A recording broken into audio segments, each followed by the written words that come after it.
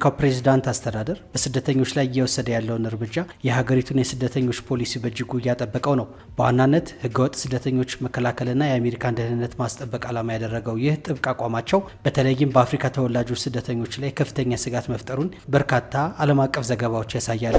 አስተዳደሩ አደገኛ ናቸው ካላቸው ሀገራት ለወጡ ጥገኝነት ጠያቂዎች ሲሰጥ የነበረውን የጊዜያዊ ጥበቃ ሁኔታ ማቋረጡ ከአሜሪካ እንዲባረሩ የተወሰነባቸው በርካታ ስደተኞች በቀጥታ ተጋላጭ አድርጓል። ፕሬዚደንት ትራምፕ በአንዳንድ ማህበረሰቦች በተለይም ሶማሊያ አሜሪካውያን ላይ በግልጽ ጠንካራ ትችቶችን መሰንዘራቸው ሀገሪቱ ቆሻሻ መቀበል የለባትም እስከ ማለት ድረስ አደርሷቸዋል። ይህ ደግሞ በንጹሐን ዜጎች ላይ ፍርሃትና መገለልን እየፈጠረ ይገኛል። አስተዳደሩ የመንግስት ገንዘብ አጭበርብረዋል፣ ለታጣቂ ቡድኖች ገንዘባቸውን ይልካሉ በሚል በተነሱ ክሶች ላይ ምርመራዎችን አጠናክሮ የያዘ ሲሆን ይህ አጠቃላይ ማህበረሰቡ በጥርጣሬ አይን እንዲታዩ አድርጓቸዋል። እነዚህ እርምጃዎች በአሜሪካ የሚገኙ ስደተኛ ማህበረሰቦች ዘንድ የፍርሃት ድባብ የፈጠረ ሲሆን የቪዛ መብት ተሟጋቾችና የሀገር ውስጥ የፖለቲካ ተቃዋሚዎች የፕሬዚዳንቱ የዘር ሀረግና ማንነት ላይ ያነጣጠረ ንግግር በጽኑ እየተቃወሙት ይገኛል። ለወትሮም ቢሆን ስደተኛ ጠል የሆኑት መሪ ከሰሞኑ ደግሞ ነገሩን መረር አድርገው የያዙት ይመስላል።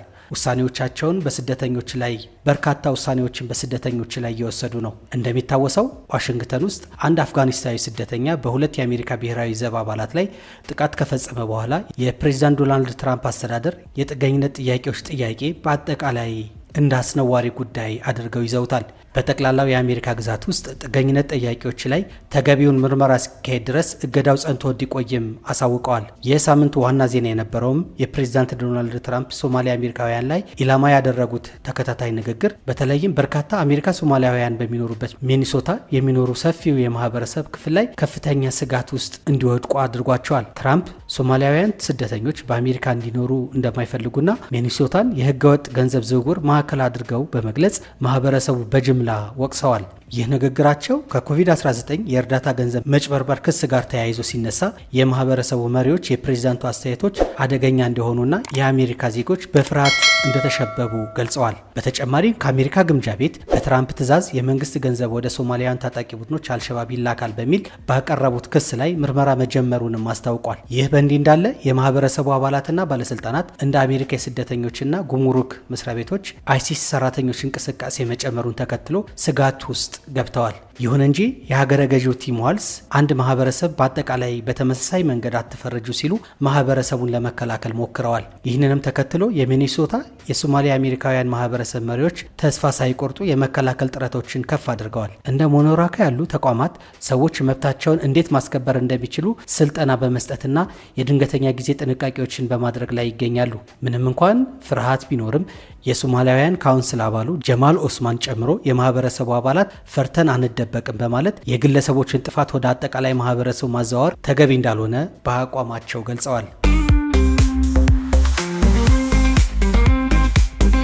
ትራምፕ የሶስተኛው ዓለም ሀገራት ስደተኞች ወደ አሜሪካ እንዳይገቡ የሚያደርገውን ዘላቂ እገዳ ለመጣል እቅድ እንዳላቸው ካመላከቱ በኋላ በአሜሪካ ስደተኞችና ጥገኝነት ጠያቂዎች ላይ ሁኔታ ለስደተኞችና ጥገኝነት ጠያቂዎች ያለው ሁኔታ እጅግ አስጨናቂ ሆኗል። የብሔራዊ ዘብ አባላቱ ላይ ጥቃት ከተፈጸመ በኋላ ትራምፕ ኤርትራንና ሱዳንን ጨምሮ ለ19 የውጭ ሀገራት ዜጎች የሰጡት የመኖሪያና የስራ ፍቃድ ምርመራ እንዲደረግባቸው ማዘዛቸው የሚታወስ ነው። አሁን ደግሞ የሀገራት የውስጥ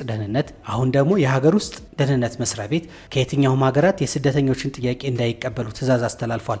አሜሪካ በመወለድ የሚገኘውን የዜግነት መብትም ላይ እገዳ ጥሏል። በእርግጥ ቢቢሲ እንደሚለው የጥገኝነት ጥያቄዎች ላይ የሚካሄደው ምርመራና ማሳደድ የሚቀጥል ቢሆንም ውሳኔው ግን ሊዘገይ እንደሚችል ዘግቧል። ብሔራዊ ዘቡም እያሳደደ ያለው ስደተኞች ሆነው በተጨማሪም በወንጀል ወይንም በሌላ ጉዳይ የሚፈለጉ ግለሰቦች መሆናቸው ቢቢሲ አማርኛ ዘግቧል። በአሜሪካ ሕግ መሰረት ጥገኝነት ጥያቄዎች በሁለት አይነት መንገዶች ይስተናገዳሉ። አንደኛው በድንበር በኩል ሕግን ጥሰው የሚገቡ ሰዎች ናቸው። እነዚህ ካለ ቪዛ የመጡ በመሆናቸው ምርመራ ሳይደረግባቸው ወይንም እንዲገቡ ሳይፈቀድላቸው ዘለው የገቡ በመሆናቸው የአሜሪካን ድንበር አልፈው እንደገቡ እጃቸውን በመስጠት ጥገኝነት ይጠይቃሉ። ድንበርና ሕግ ጥሰው የሚገቡ ስደተኞች ጉዳዮቻቸው በቀጥታ የሚታየው በኢሚግሬሽን ፍርድ ቤት ውስጥ ይሆናል። እነሱ ጥገኝነት ከጠየቁ በኋላ እንደ ማንኛውም ሰው የሕግ አካሄድ ተከትለው ጥገኝነትን ማግኘት ይችላሉ። ካላገኙ እስከ መጨረሻው ጠቅላይ ፍርድ ቤት ድረስ ጉዳያቸው እንዲታይ መጠየቅ ይችላሉ። ይህ ሂደት ግን ቀላል እንዳልሆነና ሂደቱ ውስብስብ በመሆኑ ብዙ ገንዘብ የሕግ ጉዳዮችን ለማስፈጸም ያስፈልጋል። ሌላው ደግሞ በቪዛ የመጡ ስደተኞችን የሚመለከት ጉዳይ ነው። በቱሪስት ወይንም በሌላ የቪዛ አይነት ወደ ሀገር ውስጥ የገቡ ከሆኑ ወደ ፍርድ ቤት ሳይሄዱ USCIS ወደሚባለው ተቋም በመሄድ ጥገኝነት ይጠይቃሉ። እነዚህ ግለሰቦች ክስ ሳይሆን እንደ ውይይት ያለ ቃለ መጠይቅ ይደረግላቸዋል። ብዙ ጊዜ አሳማኝ የሆነ ምክንያት ካላቸው የጥገኝነት ጥያቄያቸው ተቀባይነት ያገኛል። ጥያቄያቸው ውድቅ ከተደረገ ግን ወይንም ካልተፈቀደላቸው ወደ ስደተኞች ፍርድ ቤት ተመርቶ ጉዳያቸው ዳኛ ይመለከተዋል። ይህ በእንዲህ እንዳለ አሁን ላይ በአሜሪካ የተለያዩ ግዛቶች ውስጥ ህገወጥ ስደተኞችን ማደንና መያዝ እየተካሄደ ነው። እስካሁን ባለው ሂደት ከ70 እስከ 80 የሚሆነው የአሜሪካ ዜጎች በስህተት ተይዘው መታሰራቸው እየተዘገበ ነው። ማንኛውም ሰው በመልኩ በሚናገረው እንግሊዝኛ ዘዬ ወይንም በቆዳ ቀለሙና ሌሎች ተመሳሳይ መለያዎችን አስቁሞ ምናልባትም ለጥቂት ጊዜያቶችን አስሮ ማንነቱን እስከሚጣራ ድረስ ለመመርመር የሚያስችልም ህግ ተዘርግቶ በርካቶች እየታሰሩ እንደሆነ እየተዘገበ ነው። እንደሚታወሰው ዶናልድ ትራምፕ በመጀመሪያ የስልጣን ዘመናቸው ወቅት 7 የሙስሊም ሀገራት ላይ የጉዞ እገዳ ጥለው ነበር። በቅርቡም በኤርትራ በሶማሊያና በሱዳን ጨምሮ በ19 ሀገራት ላይ የመኖሪያና የስራ ፍቃድ ያላቸው ስደተኞች ሰነዶቻቸው ዳግም ምርመራ እንደሚደረግባቸው ገልጸዋል። አሁን ላይ ከነዚህ ሀገራት የሚመጡ ስደተኞች ቪዛ ማግኘት እጅግ አዳጋች ሆኖባቸዋል። እስካሁንም ህገወጥ ናቸው የተባሉ ስደተኞችም ከአሜሪካ እንዲወጡ ተደርጎ ወደ ተለያዩ ሀገራት እየተወሰዱ ነው። እዚህ ላይ ቢቢሲ ያጋራው አንድ ዜና አስገራሚም ሆኗል። የኢትዮጵያም ስም ከዚሁ ጋር አብሮ ተነስቷል። ትራምፕ የጉዞና ሌሎች የስደተኞች ገደብ ከጣሉባቸው ሀገራት መካከል ኢትዮጵያ ባትካተትም በአሜሪካ የሚኖሩ ኢትዮጵያውያን ከኤርትራውያንና ከሶማሊያውያን ጋር መለየት እጅግ አስቸጋሪ በመሆኑ ኢትዮጵያውያን በብዙ እንደተቸገሩ እየተዘገበ ነው። በተለይም የጋራ የደም ሀረግ ያላቸው ማለትም ኢትዮጵያ ሶማሊያውያንና ኢትዮጵያ ኤርትራውያን በዚህ ሂደት ውስጥ ተጎጂዎች መሆናቸው በሰፊው ተዘግቧል። ቢቢሲ አማርኛ ለዚህ ምክር ይሆን ዘንድ ትውልደ ኢትዮጵያውያንና ተመሳሳይ የቆዳ ቀለም ያላቸው ሶማሊያውያንና ኤርትራውያን መኪና በሚያሽከረክሩበት ወቅት ጥንቃቄ ማድረግ፣ ጠጥቶ አለማሽከርከር፣ ከተገቢ ፍጥነት በላይ አለመንዳት፣ በሚንቀሳቀሱበት ወቅት ተገቢውን ሰነዶችን ይዞ መንቀሳቀስ፣ ከጸጥታ አካላት ጋር አምባጓሮ አለመፍጠር፣ የህግ ወይንም የጸጥታ አካላት ሲያስቆሙ ላለመታሰር በሚል ለማምለጥ አለመሞከር ማድረግ ካለባቸው ጥንቃቄዎች መካከል እጅግ ጥቂቶቹ እንደሆነ ዘርዝረዋል። የጥገኝነት ጥያቄዎች እየታየላቸው ያሉ ስደተኞች የስራ ፍቃዳቸው ወይንም ደረሰኞቻቸው ለጸጥታ አካላት አስፈላጊው በሆነ ጊዜ ሁሉ ማሳየት፣ በቪዛ ያሉ ቪዛቸውን ማሳየት እንደሚጠበቅባቸው መክረዋል።